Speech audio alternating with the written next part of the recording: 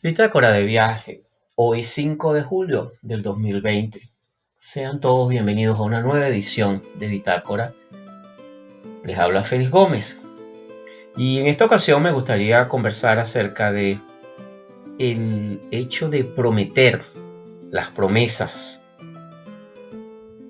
Es una palabra interesante, la palabra prometer. Viene del latín promittere, que significa decir una cosa antes de hacerla. Conversacionalmente, las palabras y las promesas que implican esas palabras son actos lingüísticos. Y esos actos lingüísticos generan una serie de compromisos, acuerdos y una serie de experiencias que en muchos casos se mantienen a lo largo del tiempo.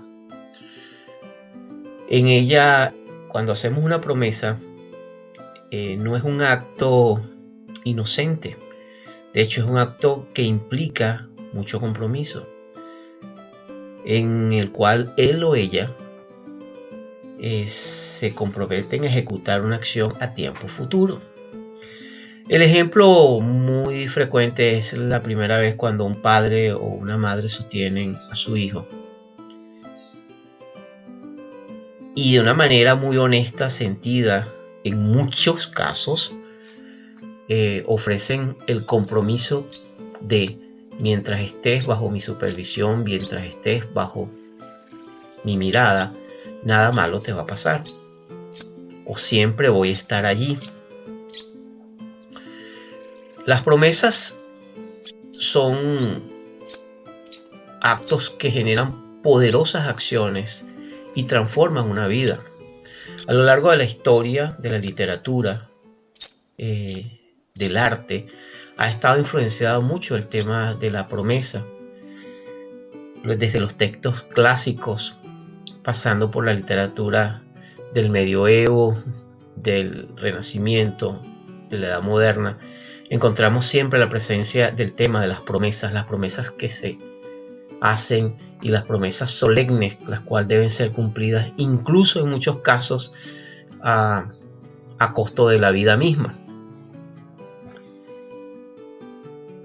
Cuando revisamos el tema de las promesas, podemos encontrarnos una amplia literatura sobre el tema, incluso acerca de cómo mantener, cómo sostener una promesa, un compromiso, cómo podemos establecer y mantenernos a lo largo de la vida con una promesa. Sin embargo,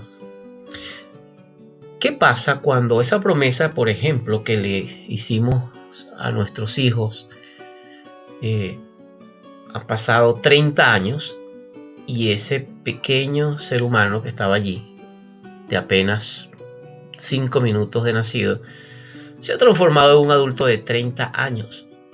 Es la promesa que sostuvimos, que mantuvimos a lo largo de todos estos años. Es posible seguir manteniéndola. Y eso nos lleva a otro tema. ¿Hasta qué punto podemos sostener promesas que hicimos largo tiempo atrás? Y a veces pasa que hay personas que viven sosteniendo promesas las cuales ya no tienen función de ser, porque el contexto cambió, porque la persona cambió,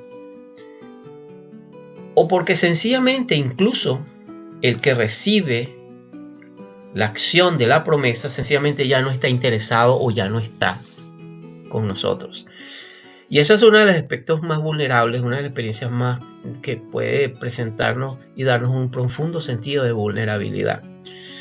Entendiendo la vulnerabilidad no como una debilidad, sino como una robusta oportunidad para establecer un diálogo, una conversación realmente profunda y genuina con eso que llamamos nuestra propia realidad, nuestra propia vida, que implica las personas que amamos, las personas que nos importan, pero también las personas que son importantes en nuestro día a día, por ejemplo, en el contexto de trabajo. Y es muy interesante observar la cantidad de material que existe acerca de, como decía anteriormente, para mantener una promesa.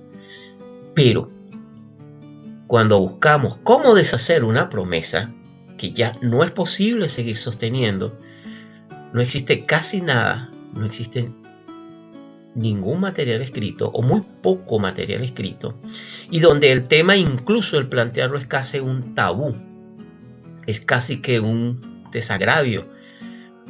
Y es fascinante porque llega un momento del viaje en la cual también es importante preguntarnos qué tipo de promesas yo he estado haciéndome y haciéndole a otros desde hace mucho tiempo atrás, en las cuales ya no es posible sostenerlo, ya no es posible mantenerlo en el tiempo ni en el espacio, ni conmigo mismo dentro de mi propio espacio interno.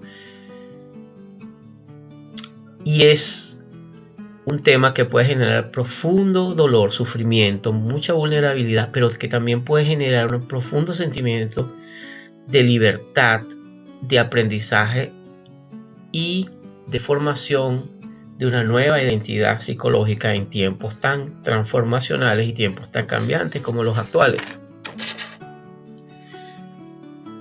De toda la experiencia de las promesas y el impacto que tienen en nosotros, es interesante, por ejemplo, muchas personas han hecho el ejercicio de crear una lista acerca de esas promesas. ¿Qué tipo de promesas ya no puedo seguir sosteniendo? ¿O qué tipo de promesas ya no quiero seguir sosteniendo, manteniendo, alimentando? ¿Y qué tipo de nuevas promesas, así como con la llegada de la primavera, yo necesito hacerme a mí mismo y hacer aspectos importantes? ¿Cuáles son los votos que yo necesito renovar en mi vida? ¿Y cuáles son los votos que necesito cerrar, dejar atrás para iniciar un nuevo tiempo, un nuevo ritual del pasaje y una nueva experiencia de vida? La respuesta no es fácil, es individual. Sin embargo, me voy a permitir compartir con ustedes un poema de un poeta inglés llamado David Whyte, quien escribió hace un tiempo un poema llamado Para romper una promesa. Y el texto dice así: haz un lugar de oración sin problemas. Solo inclínate hacia el brillo blanco y di lo que necesitabas decir todo el tiempo. Nada demasiado. Palabras tan simple y tan tuyo y tan escuchado, como la canción del pájaro sobre tu cabeza o el río corriendo suavemente a tu lado. Deja que tus palabras se unan de uno a otro, como la piedra se acurruca sobre la piedra y la forma en que el agua se va y va al mar, la forma en que tu promesa respira y pertenece con cualquier otra promesa que el mundo haya hecho alguna vez. Ahora, déjalo seguir, deja tus palabras llevar su propia vida sin ti. Deja la promesa ir con el río. Tener fe. Alejarse. Para romper una promesa, del poeta David Whyte, de 20 poemas de amor requerido y no correspondido.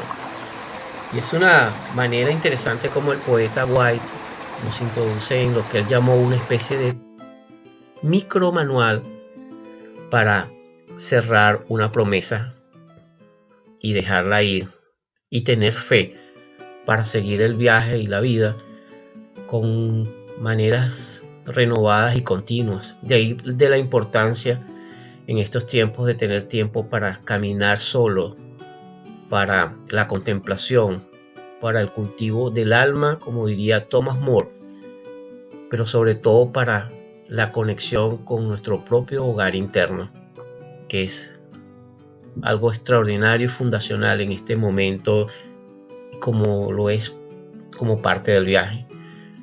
Espero que todos se encuentren bien y estamos encontrándonos en las próximas bitácoras de viaje